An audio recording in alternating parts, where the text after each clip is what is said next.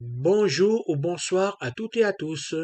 Pour ceux qui ne me connaissent pas encore, je me présente. Je suis Monsieur José Catelan, appelé également Apôtre Paul. Je suis le créateur et l'administrateur du site Vous connaîtrez l'Éternel 37.fr. Voilà. Cette vidéo ce soir elle va être un peu spéciale. Je dis ce soir parce qu'il est 16h26. Mais bon, ici à Paris. Mais bon, déjà, je tiens à passer le bonjour à toutes les personnes qui je sais qui m'écoutent, dont mes deux filles, Alissa et Sharon, mon épouse Tessa, et toutes les personnes réunies chez eux chaque week-end. Voilà. Donc, j'aurais aimé qu'on puisse parler un peu d'un sujet sur lequel j'ai parlé dans la vidéo la semaine dernière sur le jeûne. D'abord, euh, le jeûne, le jeûne, quand Dieu demande à jeûner, c'est pour un acte de repentance. C'est pour le jeûne doit être accompagné de repentance, mais quand on jeûne, généralement, c'est pour que le Seigneur revienne vers nous. Et j'en ai la preuve, c'est dans Joël chapitre 2. Alors on va écouter et après on pourra en discuter. Écoutons Joël chapitre 2. Maintenant encore, dit l'Éternel, revenez à moi de tout votre cœur, avec des jeûnes, avec des pleurs et des lamentations. Déchirez vos cœurs et non vos vêtements, et revenez à l'Éternel, votre Dieu. Car il est compatissant et miséricordieux, lent à la colère et riche en bonté, et il se repent des maux qu'il envoie. Qui sait s'il ne reviendra pas et ne se repentira pas, et s'il ne laissera pas après lui la bénédiction, des offrandes et des libations pour l'Éternel, votre Dieu. Sonnez de la trompette en Sion, publiez un jeûne, une convocation solennelle. Assemblez le peuple, formez une sainte réunion. Assemblez les vieillards, assemblez les enfants, même les nourrissons à la mamelle. Que l'époux sorte de sa demeure et l'épouse de sa chambre. Qu'entre le portique et l'autel pleurent les sacrificateurs, serviteurs de l'Éternel, et qu'ils disent « Éternel, épargne ton peuple, ne livre pas ton héritage à l'opprobre, aux railleries des nations. Pourquoi dirait-on parmi les peuples, où est leur Dieu ? L'Éternel est ému de jalousie pour son pays, et il épargne son peuple. L'Éternel répond, il dit à son peuple, Voici, je vous enverrai du blé, du mou et de l'huile, et vous en serez rassasiés. Et je ne vous livrerai plus à l'opprobre parmi les nations. J'éloignerai de vous l'ennemi du nord, je le chasserai vers une terre aride et déserte, son avant-garde dans la mer orientale, son arrière-garde dans la mer occidentale. Et son infection se répandra, sa puanteur s'élèvera dans les airs, parce qu'il a fait de grandes choses. Terre, ne crains pas, sois dans l'allégresse et réjouis-toi, car l'Éternel fait de grandes choses. Bêtes des champs, ne craignez pas, car les plaines du désert reverdiront, car les arbres porteront leurs fruits, le figuier et la vigne donneront leur richesse. Et vous, enfants de Sion, soyez dans l'allégresse et réjouissez-vous en l'Éternel, votre Dieu, car il vous donnera la pluie en son temps. Il vous enverra la pluie de la première et de l'arrière-saison, comme autrefois. Les airs se rempliront de blé, et les cuves regorgeront de mou et d'huile. Je vous remplacerai les années qu'ont dévoré la sauterelle, le gélec, le hasil et le gazam, ma grande armée que j'avais envoyée contre vous. Vous mangerez et vous vous rassasierez, et vous célébrerez le nom de l'Éternel, votre Dieu, qui aura fait pour vous des prodiges. Et mon peuple ne sera plus jamais dans la confusion. Et vous saurez que je suis au milieu d'Israël, que je suis l'Éternel, votre Dieu, et qu'il n'y en a point d'autre, et mon peuple ne sera plus jamais dans la confusion. Voilà. Donc c'était Joël chapitre 2, du verset 12 au verset 27. La fin du verset 27. Je veux reprendre juste un passage pour vous le lire, pour que vous compreniez bien vraiment que le jeûne, ça doit être vraiment comme c'est expliqué. Alors, un instant. C'est vrai que comme la semaine dernière, j'avais pas prévu de prendre la Bible dans mon téléphone. Alors, pourquoi je prends dans mon téléphone par rapport sur papier? Parce que dans mon téléphone, je peux zoomer et parce que j'ai des difficultés à lire quand c'est petit. Et plutôt que de prendre une loupe, je prends dans mon téléphone et je zoome. Voilà. Donc, hmm, hmm, hmm. Alors, on y arrive. Alors,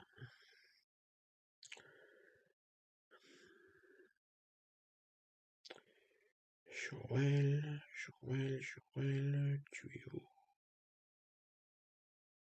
Tu es là. Voilà. Donc, voilà la raison pour laquelle le Seigneur dit à Joël par rapport aux jeunes. Euh, donc, voilà la raison. Donc, je ne vais pas reprendre tout le passage. Je vais simplement reprendre là où il explique la raison du jeûne. Maintenant encore, dit l'Éternel, revenez à moi de tout votre cœur, avec des jeûnes, avec des pleurs et des lamentations.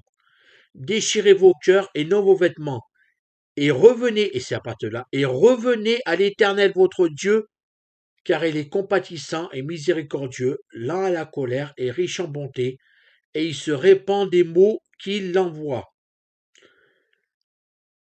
C'est bien dit, le jeûne, ça doit être pour revenir à l'Éternel. Ça doit être pour revenir à l'Éternel, notre Dieu. Il y en a beaucoup qui jeûnent à tort et à travers. Il y en a beaucoup qui jeûnent pour toutes sortes de choses. Mais le jeûne, il doit être pour toucher le cœur de Dieu. Pour toucher le cœur de Dieu. Je dis pas qu'il faut pas jeûner si on a un truc important dans notre vie. Mais le, dans beaucoup d'églises, je ne citerai pas de nom, ni d'église, ni de personne, mais dans beaucoup d'églises, on jeûne régulièrement pour toutes sortes de choses. Et moi, je dis, c'est pas biblique. C'est pas biblique.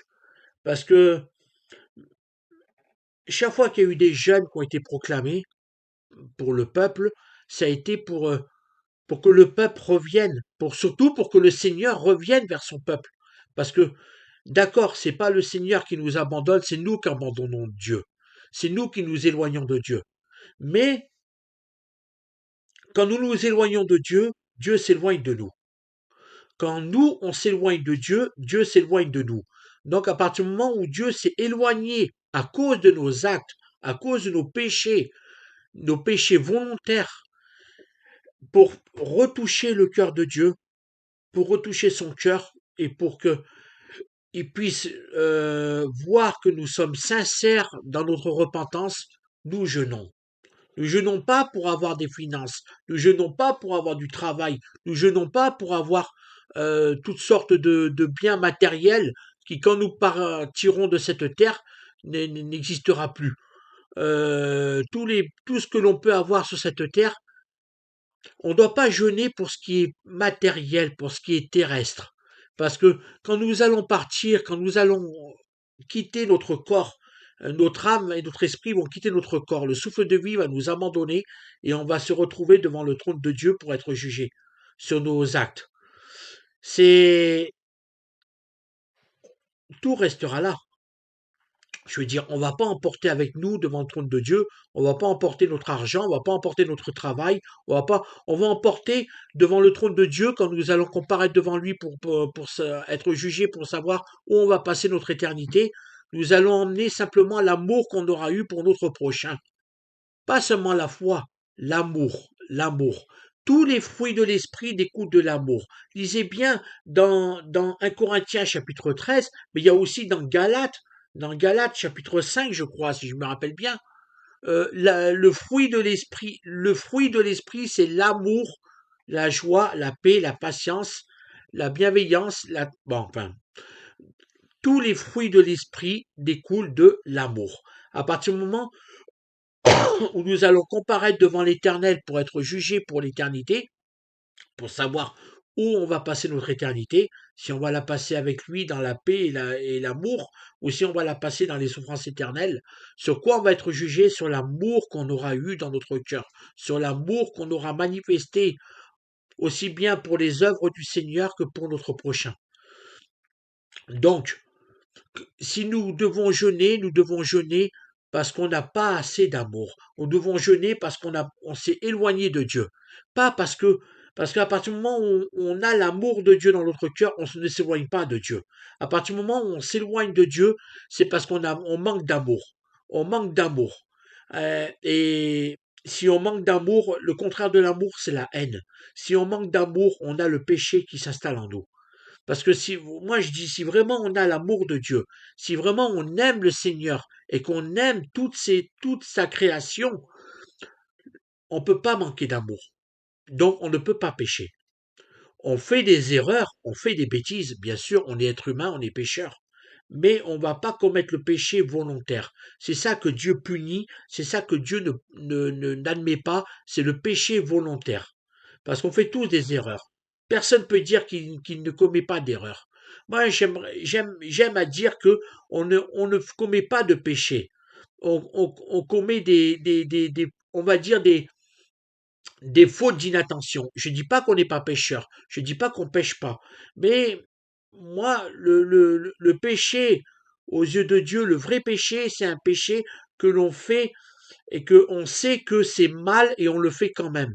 Ça, c'est péché. Ça, c'est quelque chose que le Seigneur, à partir du moment où on a atteint un certain niveau, un certain statut avec lui, il sanctionne vraiment parce que on peut pas revenir en arrière.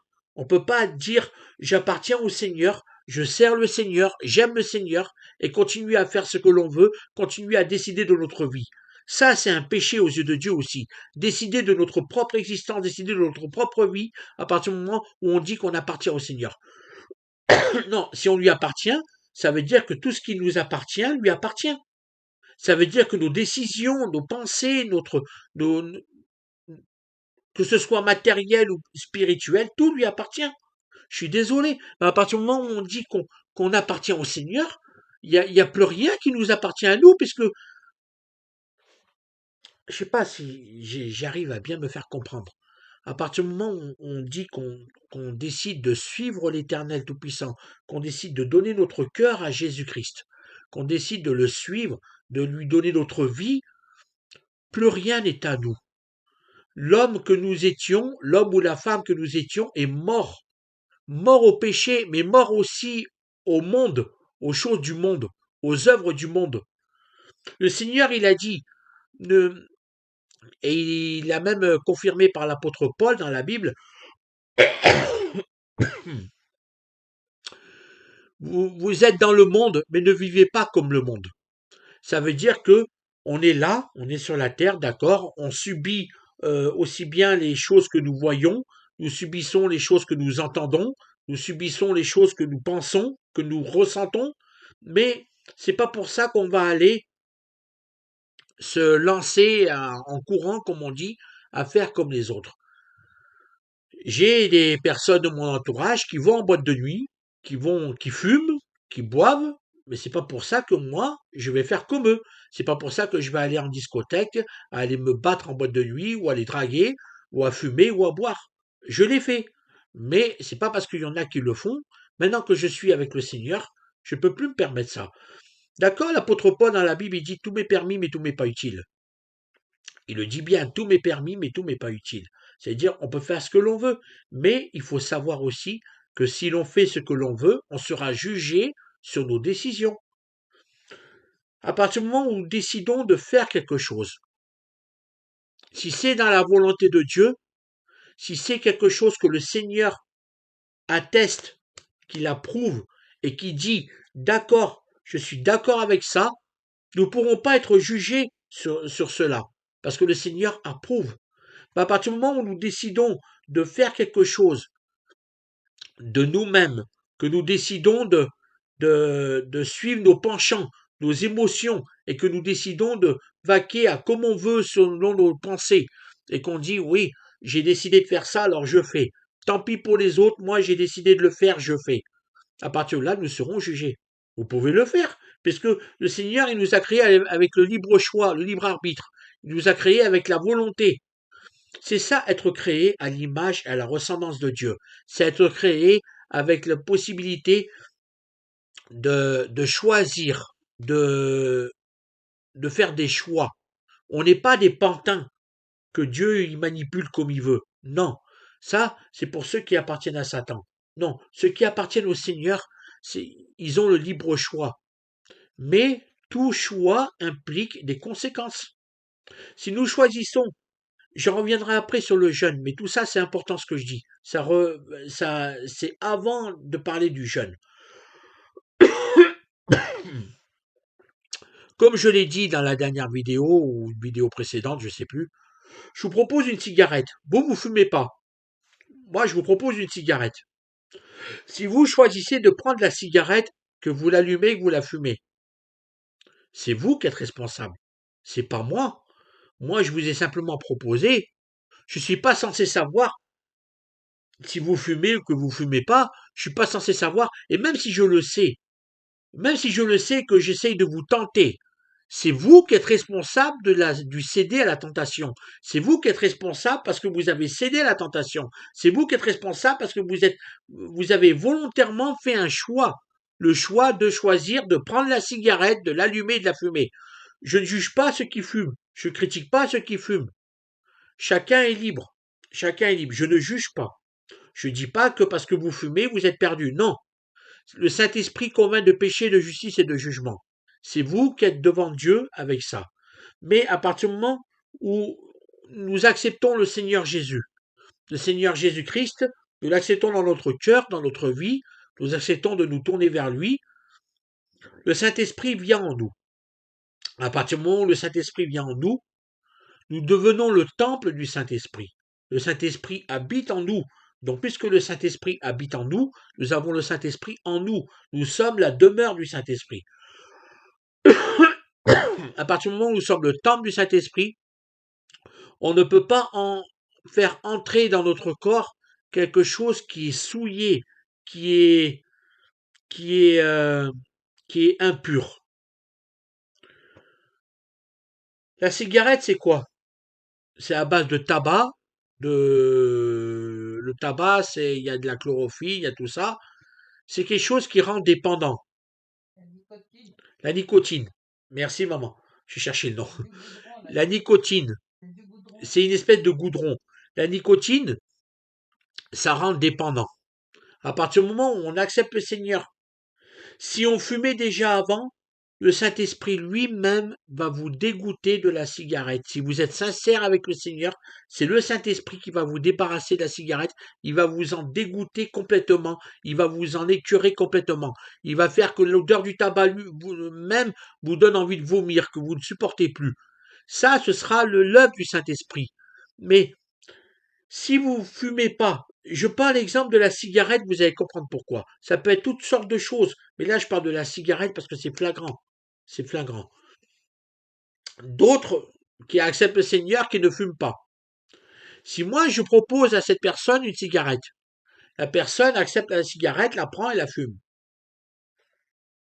Il commet un péché aux yeux de Dieu parce qu'il rentre dans un cercle de dépendance qui est autre la dépendance que le Seigneur veut pour notre vie, ça veut dire la dépendance de l'amour.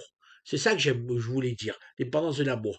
Donc maintenant, pour en revenir au jeûne, pour en revenir à cette histoire de jeûne, à partir du moment où nous nous éloignons de Dieu, j'ai parlé de l'image de la cigarette, mais ça peut être autre chose. Ça peut être l'alcool, ça peut être toute dépendance, tout ce qui peut nous créer une dépendance, tout ce qui peut nous créer une addiction qui n'est pas basée sur l'amour de Dieu, sur l'amour pour les œuvres de Dieu, c'est péché. Il n'y a pas à dire, c'est péché. Donc, je crois qu'il n'y a rien à ajouter là-dessus. Donc, à partir du moment où on s'éloigne du Seigneur, où nous nous apercevons que nous nous sommes éloignés du Seigneur, pour certaines choses, il n'y a que le jeûne qui peut nous rapprocher de Dieu. Il n'y a que le jeûne qui peut toucher le cœur de Dieu, qui peut faire que le Seigneur revienne vers nous. Comme est écrit dans 2 Chroniques chapitre 7 verset 14, si mon peuple sur qui est invoqué mon nom prie, s'humilie et cherche ma face et se détourne de ses mauvaises voies, je reviendrai vers lui, je guérirai son pays et je l'exaucerai des cieux. Enfin, c'est plus écrit mot pour mot comme ça, mais c'est pareil. Vous avez compris un peu le contexte du verset. Tout ça pour dire que le jeûne, il doit être utile pour revenir vers le Seigneur. Pas pour avoir des choses terrestres, des choses matérielles, des choses terrestres. Ça sert à rien. Comme je dis, le jour où on va mourir, même si on met les choses dans notre cercueil, à notre enterrement, on va pas l'emporter, hein. On va pas l'emporter devant le trône de Dieu. Non. Ce qu'on va emporter, c'est ce qu'on aura eu à l'intérieur de soi, ce qu'on aura eu dans notre cœur, dans notre âme, ce qu'on aura eu à l'intérieur. C'est pour ça qu'on doit jeûner, pour avoir ces choses-là. Ou alors on peut jeûner pour obtenir des, des, des, des, des, des, des choses de la part du Seigneur. Par exemple, quand on demande au Seigneur plus d'amour et qu'on se rend compte que malgré qu'on demande au Seigneur plus d'amour pour notre prochain, plus d'amour pour lui, nous n'arrivons pas à l'obtenir. Il y a quelque chose qui bloque. Alors, jeûnez. Jeûnez pour savoir qu'est-ce qui bloque l'amour dans votre cœur, qu'est-ce qui bloque votre amour, qu'est-ce qui bloque l'amour de Dieu dans votre cœur. Jeûnez pour savoir qu'est-ce qui va pas, pourquoi vous n'arrivez pas à vous débarrasser de tel ou tel péché. Et le Seigneur, le Saint-Esprit vous révélera ces choses-là. Mais le jeûne doit être que pour les choses spirituelles, pas pour les choses charnelles. Quand j'entends dans certains endroits dire je vais jeûner parce que j'aimerais savoir pour mon travail, mais qu'est-ce que ça porte dans le domaine spirituel, le travail, franchement? Excusez-moi de dire ça, c'est une question sincère. Qu'est-ce que ça va vous apporter dans le domaine spirituel, le travail, au niveau de votre âme? Comprenez-moi bien. Ce que j'essaye d'expliquer par là, c'est qu'à partir du moment où nous jeûnons, ça doit être pour les œuvres du Seigneur. Ça doit être pour l'œuvre du Seigneur. Ça doit être pour l'œuvre du Tout-Puissant. Ça doit être parce que je veux me rapprocher de Dieu. Voilà, on peut jeûner pour se rapprocher davantage du Seigneur aussi. On peut jeûner pour des tas de choses, mais pas jeûner pour n'importe quoi. Pas jeûner parce que à l'église ils disent qu'il faut jeûner, alors forcément nous on va jeûner aussi pour suivre, pour être un mouton. Non, on n'est pas des moutons. On est les brebis du Seigneur, mais on n'est pas des moutons dans une église. Non, c'est pas parce que excusez-moi, encore une fois, je ne juge personne, mais c'est pour dire, c'est pas parce que le pasteur il dit on va jeûner que tout le monde doit jeûner. Non. Il faut que le jeûne, ce soit pour un but précis dans le domaine spirituel. Il faut que ce soit un but précis. Il faut que ce soit pour quelque chose qui nous rapproche de Dieu. Je ne sais pas si vous avez compris là où je voulais en venir. Mais en tout cas, sachez bien que le jeûne, il doit être pour le spirituel, pas pour le charnel. Moi, ça fait longtemps que j'ai pas jeûné. Ça fait longtemps que j'ai pas jeûné.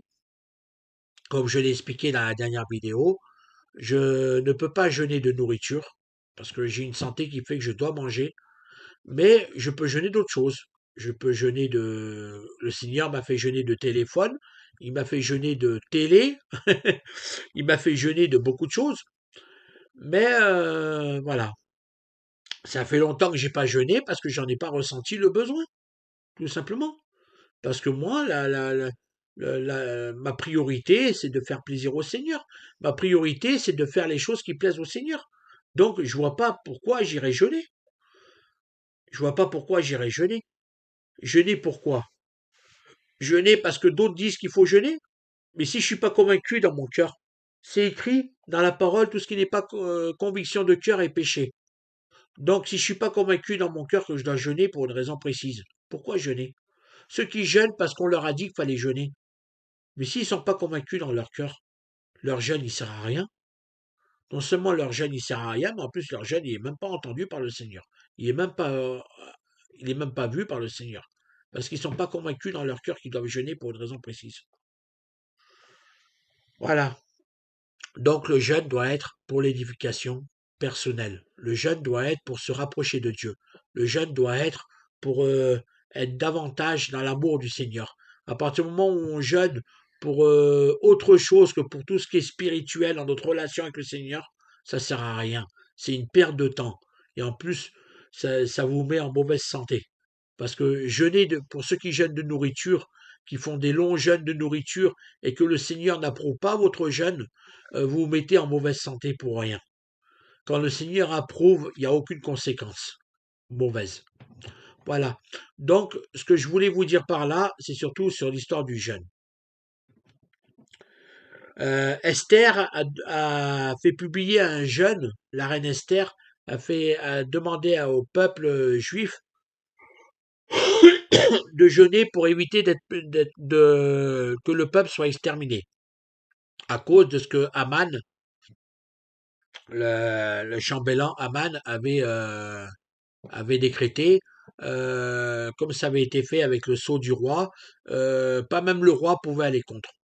Donc il a demandé à Mardoché, le cousin de la reine Esther, qui s'appelait Adassa, il a demandé à Mardoché de trouver une solution. Et Mardoché, avec la reine Esther, ils ont trouvé la solution de façon à ce que le peuple puisse se défendre. Donc, pareil, un texte avait été envoyé dans chaque langue, de chaque tribu, de chaque peuple, avec l'autorisation pour le peuple juif de se défendre. C'est ce qui a évité la destruction, pardon, c'est ce qui a évité la destruction du peuple juif. À partir de là, voilà, ça c'était un jeûne. Il y a eu le jeûne de Daniel. Le jeûne de Daniel, là je ne vais pas trop en parler dessus parce que je ne connais pas par cœur cette histoire-là. Mais voilà, Daniel, pourquoi il avait jeûné Daniel les 21 jours, hein?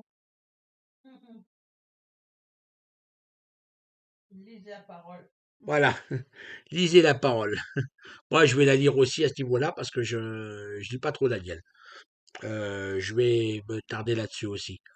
Voilà, chaque jeune dans l'ancienne alliance, enfin disons dans la première alliance, on va pas dire ancienne, on va dire première alliance, chaque jeune dans la première alliance, même dans la seconde alliance, chaque jeune était pour une raison précise.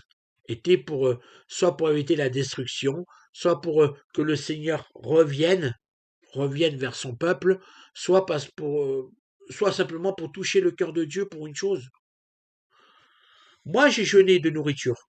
Malgré que je l'ai fait rarement, j'ai jeûné de nourriture. J'ai jeûné parce que j'avais peur. J'avais très peur de mourir à une époque. Je raconterai pas le pourquoi, mais j'avais très peur de mourir et j'aurais pu me faire tuer.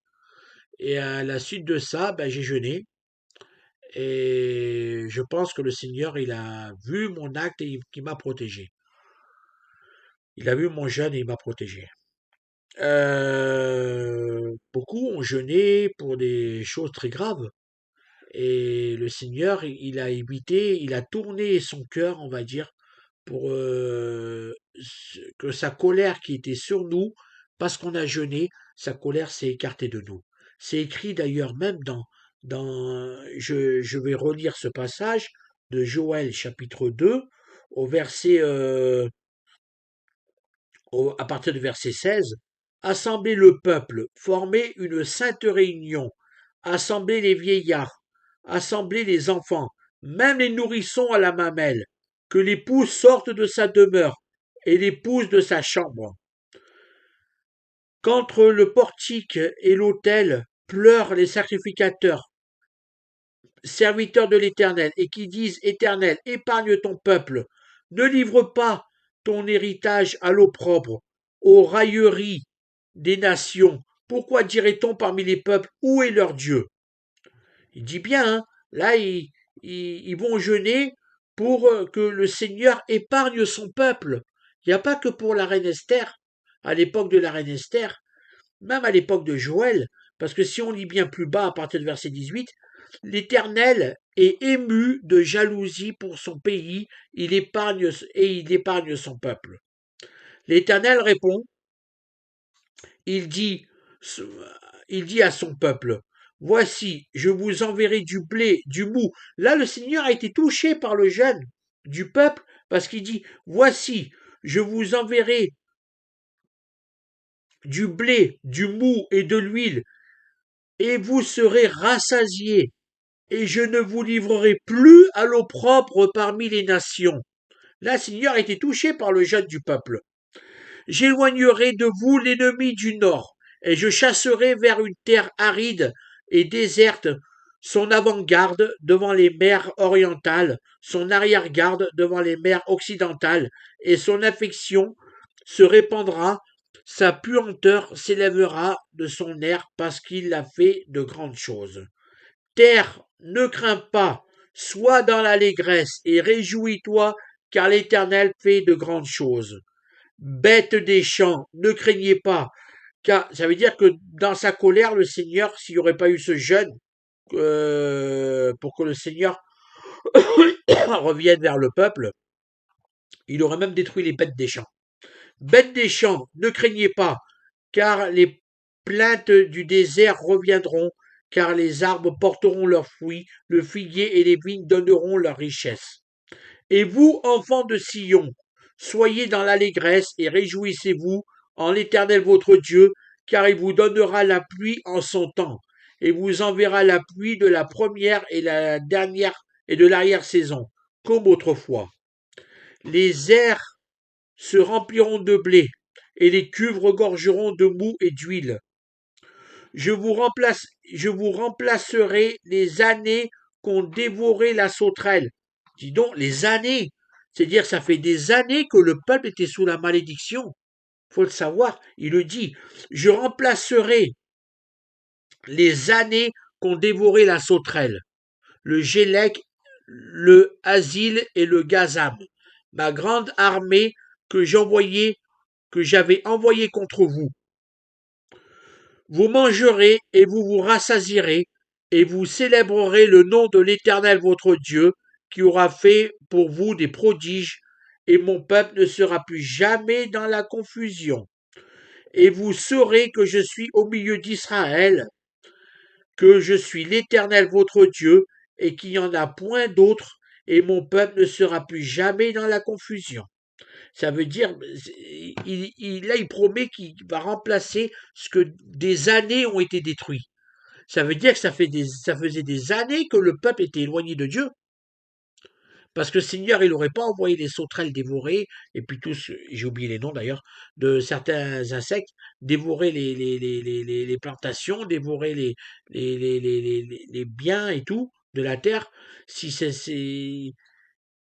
s'ils étaient avec le Seigneur, s'ils étaient proches de l'Éternel. Non, si le Seigneur a fait ça pendant des années, c'est-à-dire pendant des années, ils étaient éloignés de Dieu, qui faisaient ce qu'ils voulaient, qui faisaient comme ils voulaient, quand ils voulaient, où ils voulaient, et qui ne se préoccupaient pas de ce que pensaient les autres. C'est ça la volonté de Satan, c'est que l'on fasse ce que l'on veut, quand on veut, comme on veut, où on veut. À partir du moment où on agit comme nous voulons, nous agissons pas comme le Seigneur lui il veut. Donc nous sommes dans la volonté du diable. Donc à partir du moment où on doit jeûner, c'est pour que le Seigneur revienne à nous. Si nous voyons que nous pouvons pas avoir, nous n'avons pas la force de toucher le cœur de Dieu, ben jeûnons, jeûnons, jeûnons, et soyons sincères dans notre jeûne. Donc le jeûne, il doit être pour se rapprocher de Dieu. Il doit être pour une édification avec le Seigneur, pour un, pour un binôme avec l'Éternel, pas un monôme. Que on soit pas seul à parler à Dieu, que Dieu puisse échanger avec nous. Pour ça, on peut jeûner aussi. Si on n'entend pas la voix de Dieu, si on n'entend pas le Seigneur s'adresser à nous, on peut jeûner pour savoir la direction du Seigneur. Le jeûne, il doit être pour l'édification spirituelle, personnelle spirituelle. Donc, à partir du moment où nous jeûnons, ça doit être pour nous que pour que le Seigneur il puisse intervenir dans notre vie. Mais pas intervenir pour des broutilles, pour des petites choses. Non, intervenir pour les choses qui sont selon sa volonté. Si vous voulez connaître la volonté de Dieu pour votre vie, vous pouvez jeûner. Et le Seigneur vous la révélera. Si vous voulez, vous pouvez jeûner pour toutes sortes de choses. Ben, à partir du moment où c'est pour l'œuvre du Seigneur, pas l'œuvre humaine, pas l'œuvre terrestre, l'œuvre spirituelle, l'œuvre du Seigneur. Le jeûne doit être pour que le Seigneur il soit avec nous. Que ce soit toutes sortes de choses. Comme le dit ma maman la plupart du temps, Marie-Madeleine Magia, la prophétesse Antinette Myriam, elle le dit souvent, si vous voulez savoir, lisez votre Bible. Mais moi, ce que je peux vous dire, c'est que le jeûne, il doit être pour l'éducation spirituelle, pas pour l'édification matérielle. Et excusez-moi, mais demander de l'argent ou un mariage ou du travail, je vois pas ce qu'il y a d'œuvre spirituelle là-dedans. Voilà. Donc, sur ce, je vous souhaite à toutes et à tous une bonne continuation dans votre marche dans l'amour avec le Seigneur. Marchez toujours dans l'amour, c'est ce qui est le plus important. Je vous dis, soyez bénis, restez bénis, demeurez bénis, vous êtes bénis, à condition de marcher dans la volonté de Dieu. Voilà, on va terminer par cette petite prière courte, mais qui vient de mon cœur, et puis après, on va interrompre. Seigneur, Père éternel, merci. Merci parce que tu as pu m'éclairer pour cette vidéo. Tu as pu m'éclairer sur les choses que je devais dire selon ce que tu as mis dans mon cœur. Merci Seigneur pour ceux qui regardent cette vidéo, qui ont regardé cette vidéo. Euh, S'ils t'appartiennent, bénis-les davantage Seigneur. Et s'ils ne t'appartiennent pas, touche leur cœur afin qu'ils puissent se tourner vers toi et qu'ils puissent t'accepter dans leur vie. Merci Seigneur mon Dieu. Au nom de Jésus-Christ de Nazareth, Amen. Je vous aime dans l'amour du Seigneur. Soyez bénis, restez bénis, demeurez bénis, vous êtes bénis, marchez toujours dans l'amour. C'est le seul conseil que je peux vous donner. L'amour de Dieu, pas l'amour humain, l'amour de Dieu. Je vous aime dans l'amour du Seigneur. À bientôt.